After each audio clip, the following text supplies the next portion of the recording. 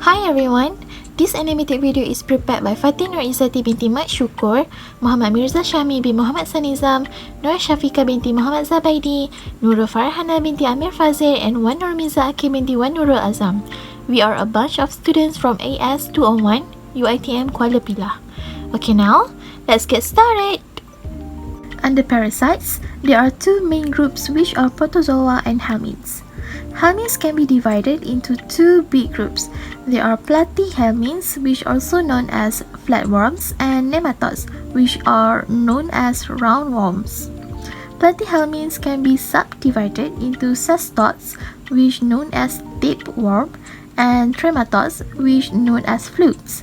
In this video, we're going to focus on trematodes.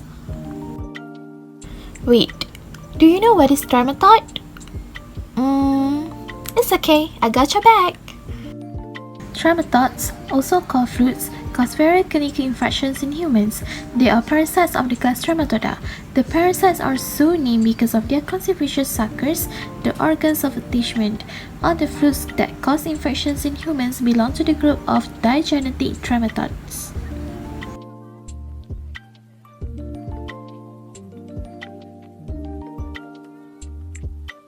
A trematode's life cycle normally consists of asexual reproduction inside vertebrate primary host and asexual reproduction in an intermediate host, usually an aquatic snail. Some flukes have additional intermediate hosts. Liver flukes use fish, while lung flukes use crabs. Adult flukes lay fully mature eggs in the feces, which are then passed on to the next generation. The eggs release miracidia after being consumed by a suitable snail, which is the first intermediate host. The miracidia go through various developmental phases in the snail, which are sporosis, radia, and cercaria. Cercaria is the motile form of the fluke. The free-swimming cercaria are liberated from the snail and encephalitis as metacercaria in the muscles or under the scales of freshwater fish, which is the second intermediate host. The ingestion of undercooked fish with metacercaria infects the definitive host, which can be cats, dogs, and humans. This is the infective stage. The metacercaria exists in the duodenum and ascend into the bile ducts, where they attach and grow into adults who lay eggs after 3 to 4 weeks. Soon after, the eggs shed by the adult flukes are excreted through the host stool, which then hatched into ciliated miracidia and then ingested by another potential intermediate host, which marks that the trematode life cycle is completed. The diagnostic stage is when the eggs passed on to the feces and the cycle continues. This picture shows the general morphology of trematodes. There are 9 morphology of trematodes. For example, the first one is the shape. Trematodes is dorso-ventrally flattened body, which is bilaterally symmetrical. For the length, majority of species are small. It is few centimeters up to 8 or 9 centimeters. For attachment and locomotion, an intergroupant will reach tubercles and spine will anchor the worm in place. There are 2 suckers, which are oral sucker and ventral sucker.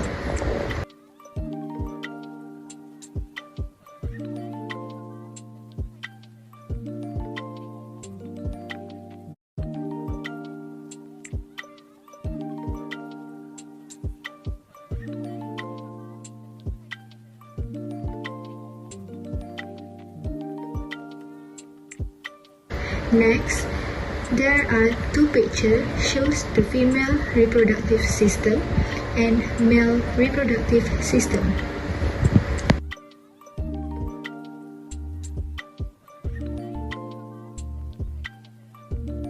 Pathogenesis.